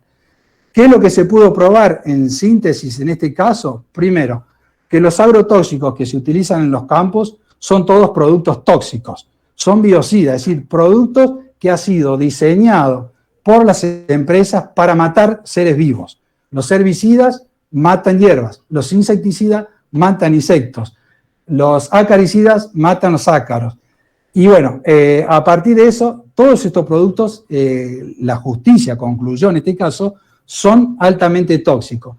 Que una vez que estos productos se liberan al ambiente, esa actividad de fumigar se transforma en una actividad incontrolable. ¿Por qué? Porque entran a jugar factores climáticos que hacen que escape a cualquier posibilidad de control humano. Es decir, el hombre, por más previsor que sea, por más recaudo que tome, al día de hoy no puede controlar el clima, no puede controlar el ambiente. Por lo tanto, una vez que fumiga, una vez que se libera este producto tóxico al ambiente, entran a jugar variables de carácter climático y ambientales, como son el viento, la temperatura, la reversión térmica, la humedad relativa del ambiente, que hace precisamente que estos productos sean trasladados, sean derivados a distancias muy lejos del lugar donde se fumigó y que depositándose principalmente en las plantas urbanas cercanas a los campos. Y a partir de allí empiezan a aparecer las enfermedades graves, digamos. En virtud de eso es que el tribunal tuvo acreditado de que se produjo ese hecho, que ese hecho contaminó el ambiente y que esa contaminación del ambiente afectó a toda la salud de los vecinos, y por eso se los condenó. Este fallo fue ratificado por unanimidad por el Tribunal Superior de Justicia de Córdoba, y el 12 de septiembre del 2017 la Corte Suprema rechazó el recurso extraordinario de todos los imputados, por lo tanto es doctrina judicial, es un precedente. El fallo, precisamente Ituzaingó, pasó a ser doctrina judicial. ¿Y cuál es la primera enseñanza que nos deja este fallo? Que bueno, que precisamente los productos son agrotóxicos que contaminan el ambiente y por lo tanto, por más que la actividad de fumigación y el uso sea una actividad lícita, cuando esa actividad pone en riesgo la salud de los vecinos, deja de ser una actividad lícita y pasa a ser un delito. A partir de este fallo de Ituzaingó, todos los municipios y la comuna de nuestra provincia de Córdoba empiezan a ver en realidad que aquello que se discutió, se debatió y se concluyó con el debate del juicio de Ituzaingó, en realidad no era un patrimonio exclusivo del barrio este de Córdoba, sino que en realidad estaban viendo que es lo mismo que estaba ocurriendo en todos los pueblos del interior de nuestra provincia, que precisamente colinda con los campos donde se siembra soja y se produce agrotóxico. Es por eso que a partir de la visibilización del caso de Ituzaingó, los vecinos del interior de nuestra provincia de Córdoba empiezan a reclamar y a exigir a sus intendentes y a sus concejales lo mismo que habían hecho las madres en barrio Ituzaingó, que comiencen a sancionar ordenanzas que alejen precisamente las fumigaciones de las plantas urbanas, porque, esto abro un paréntesis, ustedes saben que la actividad de la utilización de los agroquímicos están reguladas por normas provinciales, que las normas provinciales tienen un fuerte contenido productivista y que incluso las normativas provinciales que regulan esta actividad, que exigen la presentación de receta fitosanitaria, la obligación precisamente de avisar cada vez que se fumiga y que distinguen entre fumigaciones terrestres y fumigaciones aéreas, cuando regula la actividad terrestre y precisamente lo hace en virtud de aquellos productos considerados menos tóxicos, la mayoría de las normativas provinciales no tienen restricciones en relación a la fumigación terrestre en cercanía a las plantas urbanas. Es decir, en el caso de Córdoba, la ley provincial permite fumigar pegado a la planta urbana cuando se utilizan productos grados 4, por ejemplo, que son los menos tóxicos. El problema es que dentro del producto grado 4 está el glifosato. Y el glifosato, como ustedes saben, por ejemplo, a partir del año 2015, la IARC, la Organización Mundial de la Salud, lo declaró como probable cancerígeno. Entonces, a partir de allí, los municipios empiezan a sancionar ordenanzas que contrarían claramente la ley provincial y que de alguna forma empiezan a alejar las fumigaciones de las plantas urbanas. Así es como lo refleja precisamente este mapa que allá por el año 2010 daba cuenta de que más de 10 o 12 municipios de la provincia de Córdoba había sancionado ordenanzas parecidas a la de Ituzaingó con el objeto de alejar precisamente las fumigaciones. Bueno, este caso lo voy a pasar, simplemente se lo dejo para no hacerlo muy largo. El caso de Viviana Peralta fue la primera acción de amparo por el cual se prohibió la fumigación hasta una distancia de 800 metros de la vivienda precisamente de Viviana Peralta, cuando se fumigaba en forma terrestre, y 1.500 metros cuando se fumigó en forma aérea. Esto es un amparo que interpuso Viviana Peralta para prohibir las fumigaciones en un campo cercano precisamente a su vivienda, porque Viviana era la mamá de Ailén. Ailén era una niña de 6 meses que cada vez que fumigaba presentaba problemas precisamente de salud, problemas respiratorios, y terminaba siempre internada. Bueno, Viviana, ante la falta de respuesta precisamente de la Municipalidad de San Jorge, interpuso un amparo y la justicia hizo lugar, logró demostrar de cómo los agrotóxicos afectaban precisamente la salud de su niña, y la justicia prohibió la fumigación en cercanía de su casa en 800 y en 1.500 metros. Le decía yo que hay investigaciones muy importantes a nivel internacional que dan cuenta cuáles son las consecuencias precisamente del modelo del agronegocio a escala global, a escala planetaria. Este es un informe elaborado por el IBES. El IBES es una plataforma intergubernamental sobre la diversidad biológica y los servicios ecosistémicos. Este panel es un panel de expertos, está integrado por más de 150 expertos de distintos países. Para elaborar este informe, que es del año 2018, han analizado más de 15.000 publicaciones científicas, y este informe da cuenta precisamente de cuáles son las consecuencias que estamos sufriendo a raíz de la degradación ambiental y el grado de contaminación ambiental que está exhibiendo hoy por hoy nuestro planeta. Por ejemplo, algunos de los resultados que da cuenta este informe, dice: la naturaleza es esencial para la existencia humana y la buena calidad de la vida. La mayoría de las contribuciones de la naturaleza a las personas no se pueden sustituir por alguna de ellas y son irreemplazables. La naturaleza desempeña un papel fundamental en la provisión de alimentos, energía, medicamentos y recursos genéticos, y toda una variedad de materiales fundamentales para el bienestar físico de las personas y la conservación de la cultura. Y aquí empieza a establecerse algunas cuestiones interesantes. Dice: la expansión agrícola es la forma de cambio de uso de la tierra más extendida.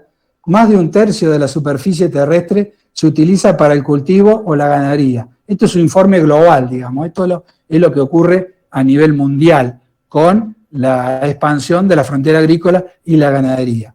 Dice: toda esa expansión de la agricultura y de la ganadería se ha producido principalmente a expensas de los bosques. Es decir, a medida que avanza la frontera agropecuaria y la frontera ganadera, se van perdiendo bosque nativo. Dice: hoy más que nunca un mayor número de especies están en peligro de extinción a nivel mundial como resultado de las acciones de los seres humanos. Alrededor del 25% de las especies de grupos animales y plantas evaluados están amenazadas. 1 millón de especies ya están en peligro de extinción. Estas son conclusiones a las que va arribando precisamente este panel intergubernamental. Dice: si no se adoptan medidas, habrá una mayor aceleración del ritmo de extinción de especies en todo el mundo. En la mayor parte del mundo, la naturaleza se ha visto alterada considerablemente por múltiples factores humanos. La mayor parte de los indicadores de los ecosistemas y de la diversidad biológica muestran un rápido deterioro. El 75% de la superficie terrestre, 75% de la superficie terrestre ha sufrido alteraciones considerables, mientras que el 66% de la superficie oceánica está experimentando cada vez más efectos acumulativos y se ha perdido más del 85% de la superficie de los humedales. So, sabemos la importancia que los humedales cumplen en relación a nuestro ambiente. Otro de los informes elaborados por la WWF, este es mucho más reciente, habla y establece una vinculación entre la pérdida de la naturaleza y la aparición de las pandemias. Este informe dice que la destrucción y alteración de la naturaleza debilita los ecosistemas naturales y facilita la propagación de patógenos, aumentando el riesgo de contacto y la transmisión del ser humano con los consiguientes efectos negativos sobre nuestra salud. Es decir, aparece el fenómeno de la zoonosis, que es la transformación o el traslado o la transferencia de enfermedad del animal salvaje cuando entra en contacto con el ser humano. Dice este informe, más del 70% de las enfermedades humanas en los últimos 40 años han sido transmitidas por animales salvajes. La zoonosis causa alrededor de 1.000 millones de casos de enfermedades y millones de muertes cada año. Habla de la destrucción de los bosques y los hábitats y se considera que los cambios de uso del suelo y la destrucción de los hábitats naturales, como los bosques tropicales, son responsables de al menos la mitad de la zoonosis emergente. Es decir, aquí claramente es contundente el informe. Dice que la destrucción de los bosques es la principal causa de la zoonosis, de la aparición de enfermedades y de la pandemia que hoy estamos padeciendo a nivel global. Dice, la destrucción de bosques intactos debido a las talas, la minería, la construcción de carreteras en lugares remotos, las urbanizaciones rápidas, el crecimiento de la población, además de la desaparición de especies, provoca que las personas tengan un contacto más directo con especies de animales que nunca se habían aproximado, y con ello a las enfermedades que pueden albergar. Luego habla de la intensificación en la agricultura y la ganadería, dice casi el 75% de los recursos de agua dulce se dedican a la producción agrícola ganadera, es decir, se está señalando que la agricultura no solamente es responsable del desmonte a nivel mundial, sino que también se consume el 75% del recurso de agua dulce existente en el mundo. La intensificación de la ganadería y la agricultura constituye otro elemento de pérdida de biodiversidad. Este es un mapa que nos indica cuál era la existencia de bosque nativo a nivel global. El mapa mundial de bosque, hacia 1990 existía en el mundo 4.128 millones de hectáreas, es decir, el 31% de la superficie terrestre estaba cubierto por bosque.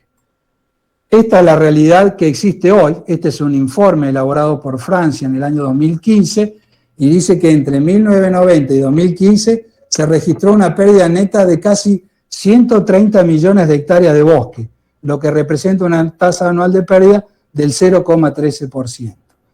La pérdida más grande de área boscosa ocurrió en los trópicos, especialmente en América del Sur y en África. Esta zona que ustedes ven en color gris y negro son las zonas donde mayormente se llevó a cabo la tarea de pérdida de bosque por desmonte, por incendio y otras actividades antrópicas. Ahora bien, trayendo estos resultados que se evidencian a nivel global y a nivel planetario, vamos a ver aquí qué es lo que está ocurriendo en nuestro país.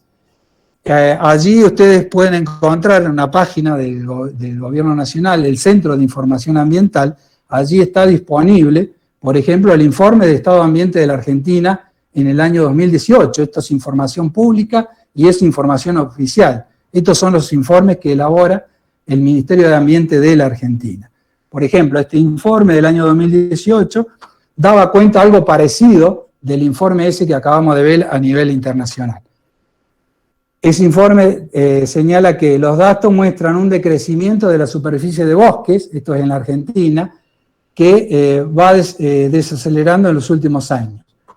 Señala este informe oficial, la pérdida de bosque nativo supone la pérdida de diversidad biológica y de servicios ambientales, como así también el empeoramiento de la calidad de vida de la población asociada a ella. Aquí a la izquierda ven ustedes un gráfico que va señalando cómo Argentina fue perdiendo superficie de bosques a lo largo de los años. Allí vemos que en el año 98, por ejemplo, teníamos 32 millones de hectáreas de bosque nativo y al año 2017 estábamos por debajo de los 27 millones de hectáreas de bosque nativo. Así vemos claramente un descenso importante en cuanto a la pérdida de bosque nativo en nuestro país. Cuando analizamos precisamente cuáles son las principales causas de pérdida de bosque nativo en la Argentina, este informe del Ministerio de Ambiente de la Nación dice que una de las principales causas de pérdida de bosque nativo es que son desmontados para el cultivo de distintas especies agrícolas. Este fenómeno es atribuido principalmente a la expansión de cultivos agrícolas, en particular de la soja, a causa de los elevados precios internacionales y la incorporación de nuevos países a la demanda. Aquí ustedes, este mapa es un mapa elaborado por el CONICET, que es el Centro de Investigación Universitario, y allí pueden ver en la parte superior cómo ha ido en la Argentina incrementándose el área de superficie sembrada con soja a lo largo de los años. Allí ven, por ejemplo, en el primer cuadro, entre el año 71 y 75, esta era la superficie que existía en nuestro país de superficie sembrada de soja. Ahí vemos cómo con el tiempo va evolucionando y va precisamente aumentando la cantidad de superficie sembrada con soja, cuál es el área predominantemente en la cual se lleva a cabo esta actividad, hasta que llegamos a esta última actualización, que lamentablemente es vieja, es este último mapa, aquí a la derecha en la superficie del lado derecho, la parte superior derecho, allí ven que entre 2006 y 2010, esta es el área de superficie sembrada con soja en nuestro país.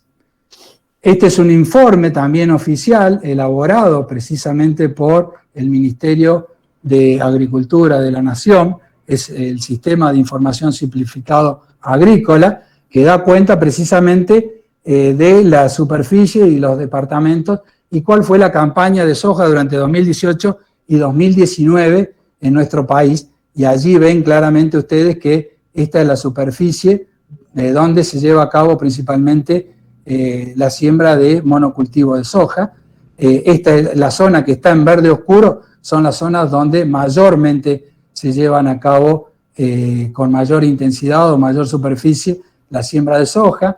Este cuadro de la derecha, el cuadro 3, da cuenta de cuáles son las superficies al año 2019, cuáles son las provincias que mayormente tienen superficies de soja.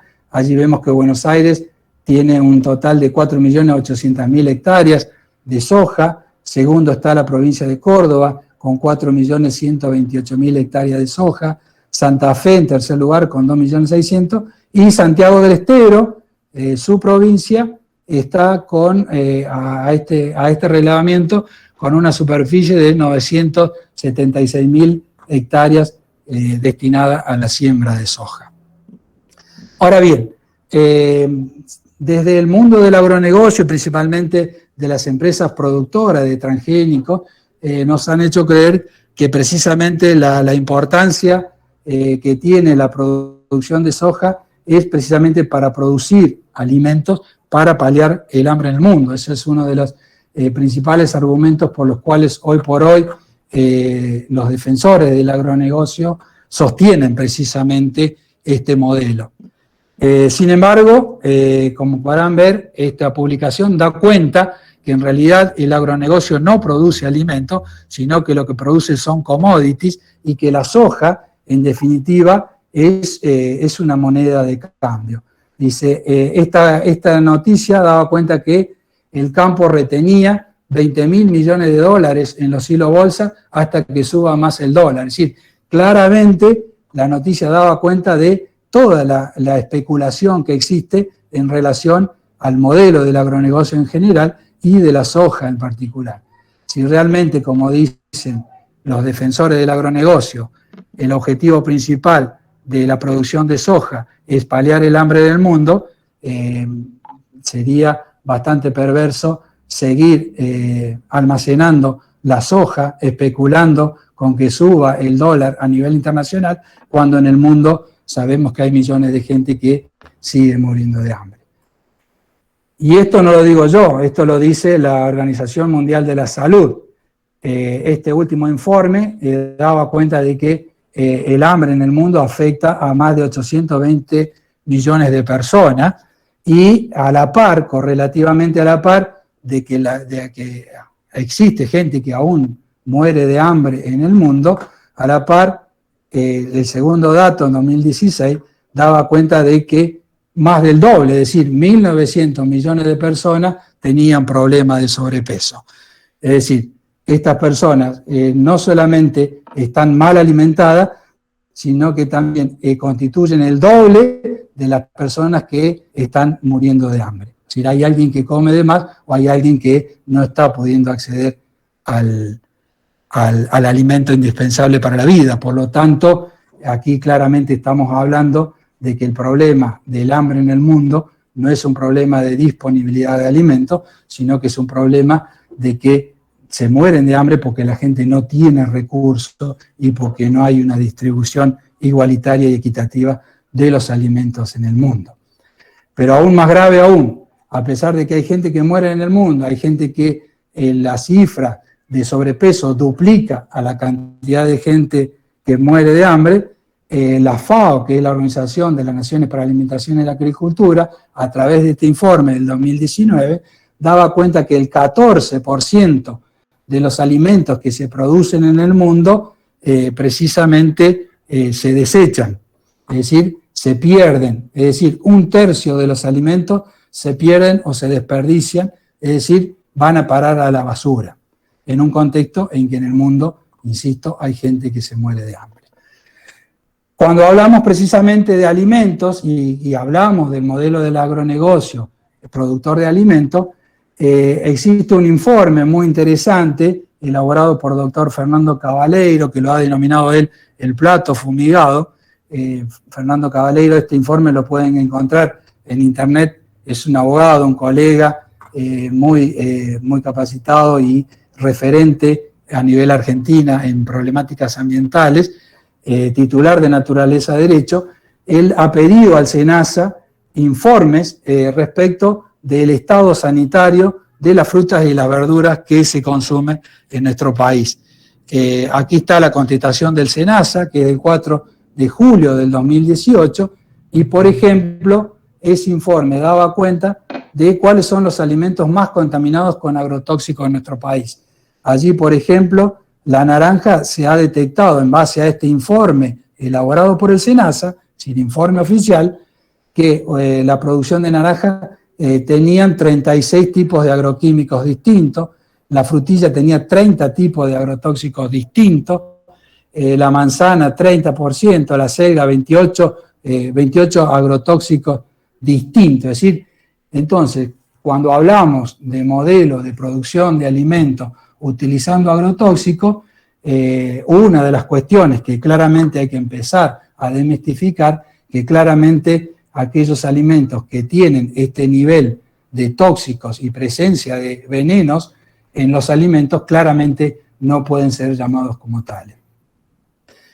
Ya voy terminando. Este es un mapa muy interesante y que refleja un poco lo que nosotros venimos alertando. El mapa de la izquierda es el mapa elaborado por la Bolsa de Cereales de Córdoba y que refiere también a la campaña 2018-2019, y allí podemos ver cuáles son en mi provincia los departamentos en los cuales se siembran con mayor intensidad soja. Y aquí ustedes ven, estos que están en verde oscuro, son los departamentos donde mayormente se lleva a cabo la actividad del monocultivo de soja y la utilización de agrotóxicos. Este mapa lo comparamos con el mapa de la derecha, que es otro mapa, que es el mapa más siniestro y que ha sido elaborado precisamente por el Ministerio de Salud de la provincia, este por la Bolsa de Cereales y este por el Ministerio de Salud, y este mapa de la derecha es el que da cuenta de los casos de cáncer, donde están las mayores tasas de cáncer en nuestra provincia. ¿Qué es lo que se puede advertir a simple vista? Que en los lugares donde mayor intensidad de uso de agroquímicos hay en mi provincia, mayor intensidad son los casos de cáncer que están apareciendo de acuerdo al relevamiento hecho por el Ministerio de Salud. Quien quiera ver, que lo vea, y quien no quiere ver, no lo ve. Claramente, mayor uso de agrotóxicos, mayor aparición de casos de cáncer.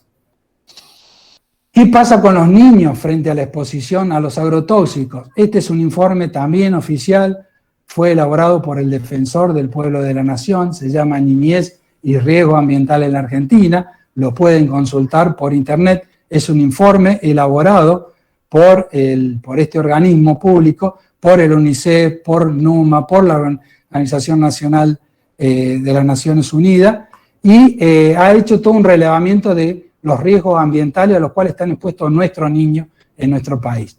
Uno de los capítulos habla de la exposición de los niños a los plaguicidas, y aquí tenemos el mapa nuevamente de la aparición de plaguicidas a la derecha. Este es el mapa de la exposición o los contaminantes plaguicidas. Nuevamente se vuelve a repetir, como lo vengo señalando, las zonas de mayor intensidad de uso de agrotóxicos que están precisamente pintadas o coloreadas en este mapa en color anaranjado. El color anaranjado, como ven aquí abajo, dice que es la zona de riesgo medio, lo que está en rojo es la zona de riesgo alto y el amarillo es la zona de riesgo bajo. En toda esa zona, que fue relevado precisamente por este estudio, daba cuenta que en los departamentos de mayor riesgo, entre medio y muy alto, en el año 2001, es decir, también está desactualizada esta información, pero de todas maneras daba cuenta este estudio que en el año 2001 el 29% de los 12 millones de niños y niñas que habitan en ese lugar están expuestos a ese riesgo, es decir, 3.492.000 niños. Es decir, 3,5 millones de niños estaban expuestos sistemáticamente a los riesgos de agrotóxicos en toda esa área, en toda esa región. Este es un informe que ha hecho la doctora Delia Ayaza sobre niños que viven en mi provincia, en la ciudad de Marcos Juárez. Ella, a través de este ensayo que se llama ensayo de micronúcleo, ha podido establecer que aquellos niños que viven pegados a los campos y aquellos que viven hasta una distancia de 1.500 metros de los campos de su fumiga tienen el mismo nivel de impacto en el ADN, es decir, han sufrido precisamente alteración en su ADN. Aclaro que cada vez que el ADN aparece alterado, y si ese niño sigue estando expuesto a pequeñas dosis y a largo plazo, ese daño en el ADN termina siendo irreversible y después termina configurando una enfermedad grave como es el cáncer y la leucemia. Bueno, este estudio de la doctora Delia Ayaza, que lo hizo en niños que viven en Marcos Juárez, daba cuenta que el niño que vivía pegado al campo y aquel que vivía pegado hasta 1.500 metros tenía el mismo nivel de daño genético. Es decir, ¿qué estamos señalando con esto? Que si prohibimos las fumigaciones hasta 1.500 metros, aún así puede haber impacto en la salud de los niños. Pero bueno, esto es en definitiva lo que le traía para compartir. Creo que a lo largo de todo este recorrido que he transitado y que he tratado de mostrarle, claramente lo que surge a modo de conclusión es que el modelo del agronegocio es un modelo que es insustentable, que ya es un modelo que ha colapsado, que no es posible seguir sosteniendo ese modelo de producción, que es mentira que este modelo de producción realmente produce alimento y que por lo tanto tampoco hemos visto tiene la capacidad para afrontar la problemática del hambre y de la muerte por hambre en el mundo, sino que también, y lo que es mucho más grave aún, está poniendo en riesgo la salud y la vida de las futuras generaciones. Por lo tanto, es un modelo del agronegocio que vulnera nuestra garantía constitucional en todos sus aspectos. Es un modelo que vulnera el derecho al ambiente sano, vulnera el equilibrio que yo le señalaba que debe existir en el ecosistema, no es apto para el desarrollo humano y por lo tanto la actividad productiva tampoco, no solo no satisface las necesidades presentes, como les decía al comienzo de la charla, sino que también está vulnerando el derecho de nuestras futuras generaciones.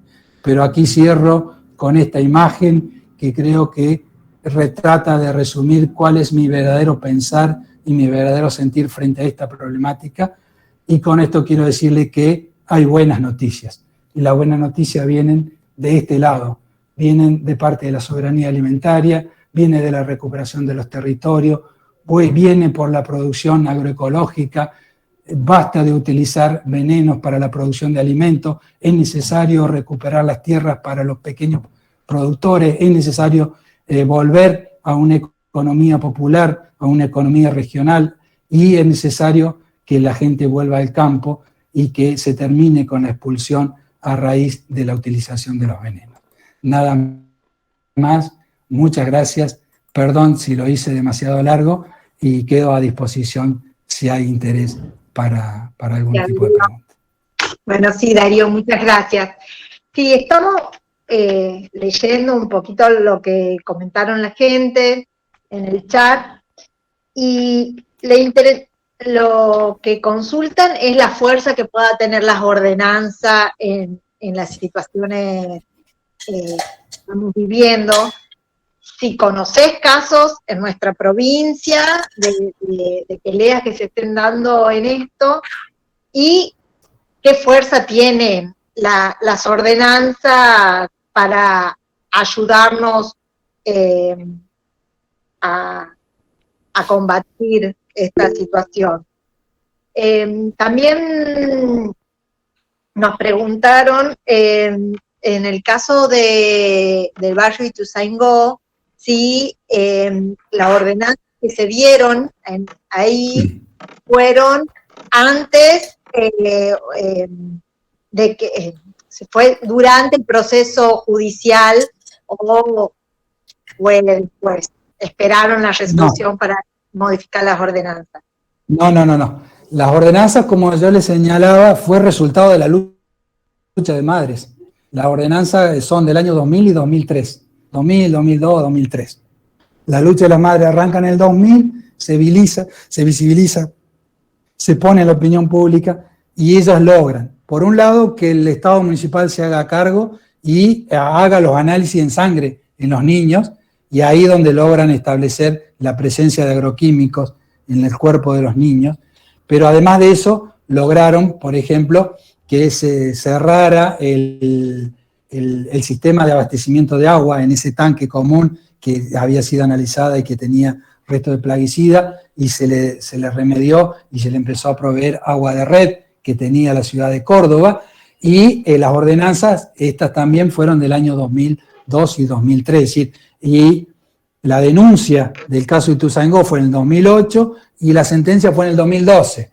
Es decir, que la sentencia fue mucho después a todo este conflicto.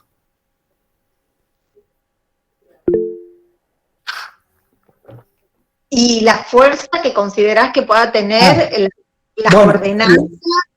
Las ordenanzas, lo que hacen las ordenanzas es tomar como base ese tercer párrafo de la Constitución Nacional, cuando yo hacía mención de la potestad que había establecido el legislador entre la nación y las provincias, cuando yo hacía la referencia entre la nación en normas de presupuestos mínimos y digo, las provincias tienen la potestad de dictar normas complementarias, es decir, pueden establecer mayores restricciones, mayores prohibiciones. Los municipios toman como base ese argumento y dice, bueno, yo voy a establecer una norma complementaria de la ley provincial de fitosanitario, la ley provincial de agroquímicos, y voy a sancionar una ordenanza que establezca mayores restricciones que la ley provincial, porque estoy viendo que la ley provincial es insuficiente para proteger la salud y la vida de mi comunidad. Entonces, ¿qué es lo que están diciendo ellos? Y esto fue parte del debate, y el debate tiene una complejidad que a medida que vamos profundizando van apareciendo. El tema de regulación de los agrotóxicos tiene también distintas competencias, distintas esferas. El SENASA es el organismo nacional que es el encargado de aprobar la producción, la comercialización, la distribución de los agrotóxicos en el país. Es decir, el SENASA hace las pruebas de toxicidad de los productos y a partir de ahí autoriza comercialización. Pero las provincias, a través de la ley provincial, lo que regulan es el uso. Es decir, ¿qué es lo que hace la provincia? Dice, bueno, el glifosato ha sido aprobado por el SENASA y yo voy a decir qué uso le voy a dar y de qué forma la vamos a usar en mi provincia. Cuando la fumigación sea terrestre y demás. Entonces, en base a eso, las municipalidades, que a veces es un error que se comete, también a veces se toman la atribución de prohibir el glifosato, por ejemplo. Y ahí donde se cae en un error de poder recaer en una incompetencia, porque los municipios no tienen capacidad para prohibir el uso. Ese uso, esa capacidad la sigue teniendo el SENASA. Así como aprueba el uso, puede aprobar el retiro. De hecho, fue lo que pasó hace 10 días con el clopirifos. El clopirifos es un insecticida que se utilizó durante mucho tiempo en la Argentina y fue prohibido por el SENASA hace apenas una semana. Entonces, el SENASA es el único organismo que puede autorizar y prohibir un producto. Las municipalidades, porque he visto ordenanzas que han dicho prohibir el uso de glifosato en la municipalidad de tal. Eso no lo pueden hacer. Lo que sí pueden hacer las municipalidades es regular el uso. Entonces, ¿qué están diciendo? Bueno, en virtud de que están estos estudios científicos que dan cuenta que los agrotóxicos son productos tóxicos y que producen afectación a la salud, yo voy a tomar una medida de protección de mi comunidad, de mi ciudadano, y voy a alejar. Entonces, lo que estoy haciendo, estoy regulando el uso. Estoy diciendo, hasta 1500 metros en estos campos vos no podés usar agroquímicos. Por lo tanto, lo que te estoy diciendo, lo que vos no podés hacer es usar agroquímicos en este sector. No estás afectando la producción. Ahora, si el productor considera que la única forma de producir es con agroquímicos, dice, no, yo no puedo seguir utilizando ese campo, porque claramente si no uso agroquímicos no puedo producir, es un problema del productor. Porque en realidad claramente el productor puede seguir produciendo soja sin utilizar agrotóxicos, que es lo que está pasando a nivel Argentina en todo este debate con la producción agroecológica. Por ejemplo, hay ya experiencias muy ricas en Argentina de que se puede producir soja a gran escala, con mayores rendimientos y sin necesidad de ser dependiente del uso de agrotóxicos. Entonces, lo que las comunas están diciendo, bueno, creo una zona de resguardo ambiental de 1500 metros donde no se puede usar. Podés seguir haciendo soja, lo que te estoy diciendo es que no podés usar agroquímicos. Y eso en Córdoba ha habido distintas etapas. Una primera municipalidad que prohibió o tomó una medida de este carácter que se conoce como el caso Mendiolaza o Chañar Bonito, aquí en Córdoba, prohibió el uso de agroquímicos hasta 1500 metros, pero ahí el Tribunal Superior la declaró inconstitucional por oponerse a la ley provincial. ¿Pero por qué? Porque en realidad la medida era muy restrictiva, pero carecía de fundamentos técnicos. Es decir, en ningún lado de la ordenanza explicaban los concejales por qué habían tomado esa decisión. Es decir, entonces el cuestionamiento venía porque no había fundamentos técnicos ni científicos por los cuales justificara, en este caso de la comuna, la municipalidad, esa decisión que era una decisión realmente restrictiva. Entonces, la declaró inconstitucional por falta de fundamento. Entonces, las ordenanzas, cuando las comunas van a tomar esta decisión de tomar, esto es un recaudo importante que tienen que tener, cuando van a tomar esta decisión de crear zona de protección ambiental, zona de resguardo ambiental, como le llamamos en Córdoba, donde no se prohíbe el uso de agrotóxicos, es importante incorporar a esa ordenanza todos los estudios técnicos y científicos que dan cuenta precisamente de las implicancias que tienen los agrotóxicos en la salud. Entonces vos estás fundamentando esa decisión en aportes técnicos, en trabajo de investigación, en distintos informes, en salud, en deriva y todo lo demás, que dan cuenta de la necesidad. Por eso yo les mostraba, por ejemplo, el estudio de la doctora Delia Ayaza, que ella había detectado ese 1500 metros, es insuficiente porque los chicos tienen el mismo nivel de daño. Le mostré el mapa de deriva. Cada vez que fumigaban, hasta 1500 metros adentro del barrio Ituzaingó llegaban los agroquímicos. Entonces, esos elementos técnicos vos tenés que utilizarlos, tenés que hacerlo parte de la ordenanza cuando va a tomar una decisión de esta, porque claramente el productor que se va a ver limitado, restringido en el uso del agrotóxico, puede llegar a plantearte judicialmente la inconstitucionalidad de esa ordenanza, porque dice, vos me estás prohibiendo una actividad que la ley provincial me lo está permitiendo, digamos. Entonces, a la hora de poder defender judicialmente esa decisión, es importante que esa decisión llegue, digamos, con estos fundamentos técnicos y científicos que hoy los tenemos, que están disponibles y que todos los conocemos y que es importante poder hacerlo parte de estas decisiones.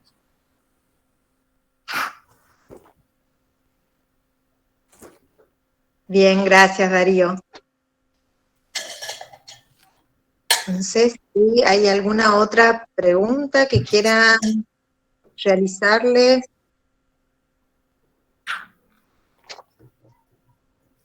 Hay una pregunta que dice sobre las derivas, sí, con las fumigaciones aéreas. ¿Qué respuesta se está dando sobre eso?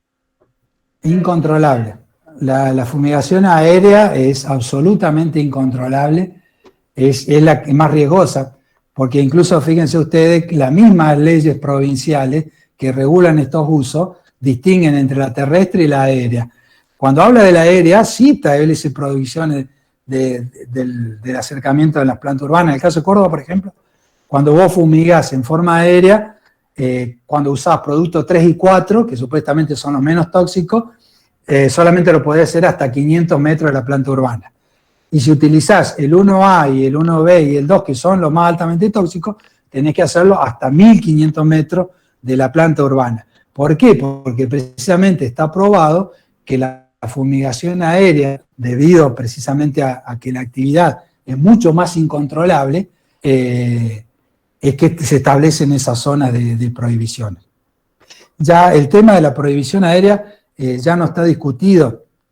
La Unión Europea en el año 2009 ya las prohibió directamente a las fumigaciones aéreas debido a esta característica de que son altamente riesgosas e incontrolables. Nos preguntan, ¿qué organismo fue el que brindó informe de la causa de Ituzaingó? Es la cátedra, se llama la Cátedra de Problemática Ambiental, de la Facultad de Ciencias Exactas, Físicas y Naturales. Si alguien tiene interés sobre esa prueba, después Romina o Silvina me pasan un mail o si hay alguien que está interesado, todas las pruebas que nosotros hemos aportado en ese juicio están disponibles y con mucho gusto se las puedo compartir. Darío, ¿y es necesario ese tipo de relevamiento cada vez que uno quiera desde su espacio ir este tipo de limitaciones? ¿Qué tipo de relevamiento me refería? ¿Al tema de los vientos? Claro, si es que cada vez que uno quiera hacer o se puede tomar... Se puede tomar claramente. Se puede tomar, yo tengo otro estudio que lo hizo la Universidad Nacional de Luján. Ese estudio también es muy importante y ha sido publicado. Es un estudio interdisciplinario donde intervinieron químicos, biólogos, ingeniero agrónomo y geógrafo.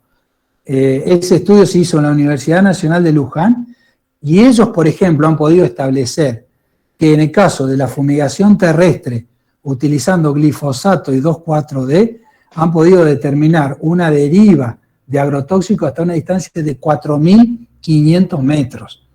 O sea que si yo fumigo acá, hasta 4.500 metros puedo encontrar restos de plaguicida, digamos.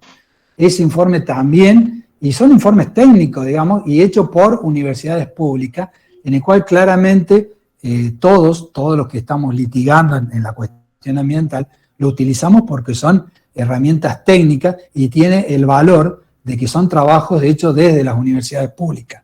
Entonces, esos mismos estudios lo podés traspolar a cualquier otra comunidad, digamos, porque por eso yo le señalaba que el caso de Ituzaingó ha tenido esa virtualidad, y cuando nosotros planteábamos el juicio, lo que queríamos precisamente era eso, generar un caso testigo para poder demostrar que en realidad lo que estaba pasando con los agrotóxicos en Ituzaingó no era una cuestión estrictamente local de Córdoba, sino que lo que estaba pasando ahí es lo que está pasando en todo el sector ese que yo les mostré en el mapa de la Pampa Sojera, en provincia de Santa Fe, en provincia de Buenos Aires, en Santiago del Estero y demás. Es decir, que la problemática se puede, digamos, traspolar tranquilamente hacia todas esas comunidades, porque los casos de enfermedades que se ven son los mismos que aparecen en todas esas comunidades, los productos que se utilizan son los mismos, así que perfectamente todos estos estudios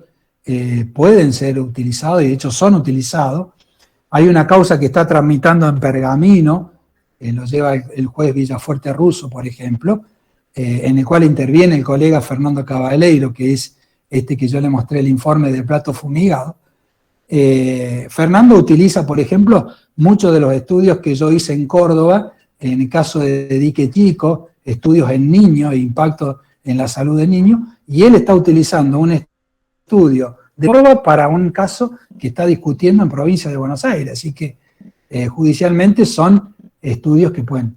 Lo que sí vos podés aportarle como algo novedoso, de tinte local, es un estudio, por ejemplo, de salud, por la cual este estudio de ADN que yo te digo, de la doctora Delia Ayaza, que es la investigadora de la Universidad Nacional de Río Cuarto, es muy interesante ese estudio, porque es un estudio accesible económicamente, porque es otra de las dificultades. Los costos de los estudios ambientales también, lamentablemente, por muchos reactivos que se usan, están en precio dólar y son importados y todo lo demás. Pero en este caso, este estudio de ensayo Cometa es un estudio de bajo costo que se puede hacer en niños y que se hace a través de muestras salivales, si le toman una muestra de saliva a los niños, es decir, que no es invasivo, y lo que ella detecta es el nivel de daño, la presencia de daño o no en el ADN de los niños o de los adultos. Cualquiera puede hacerse ese estudio, tanto niños como adultos. Entonces vos ese estudio podés aportarlo. Si vos tenés una comunidad que está expuesta, haces un estudio, y si te da precisamente que hay daño genético y podés descartar otra fuente contaminante, es decir, bueno, la única actividad que tengo presente en este lugar es la de agroquímico, no hay basurero a cielo abierto, no hay fábrica, por lo cual no hay desechos industriales que pueden estar afectando, entonces vas descartando fuentes contaminantes y la única que te queda, digamos, como posible, la presencia de los agrotóxicos, digamos. Entonces, ese es un dato interesante en cuanto a estudio particular que ustedes como comunidad o población pueden aportar en estos conflictos puntuales que ustedes hoy están teniendo ahí en Santiago del Estero. Bueno, muchísimas gracias, Darío, por tu tiempo. Bueno, están invitados, esto es la primer charla de un ciclo que organizamos desde la mesa. Los próximos temas sobre agrotóxicos y salud, agrotóxicos y contaminación ambiental, la agroecología como una alternativa económica y ecológica. Los invitamos a todos a participar en las próximas charlas. Espero que hayan sentido la comodidad y el gusto que hemos sentido todos en escucharte, y bueno, que podamos... Al contrario, gracias a ustedes nuevamente por la invitación, y ahí estamos, para lo que uno pueda colaborar y aportar con mucho gusto. Muchísimas gracias. Ahí te vamos a estar pasando, pidiendo un poco de información, nos pasaron los mails, la gente que estuvo asistiendo. Con mucho gusto. Así que vamos a estar pidiéndote información para pasarle a quienes compartieron con nosotros este día. Y Con muchísimas mucho gracias. gusto. Hasta Un luego, abrazo. gracias a ustedes. Gracias Darío y gracias a todas las personas que han participado. Y bueno, nos seguimos encontrando. Muchas gracias. Muchas gracias, muchas gracias. Un abrazo.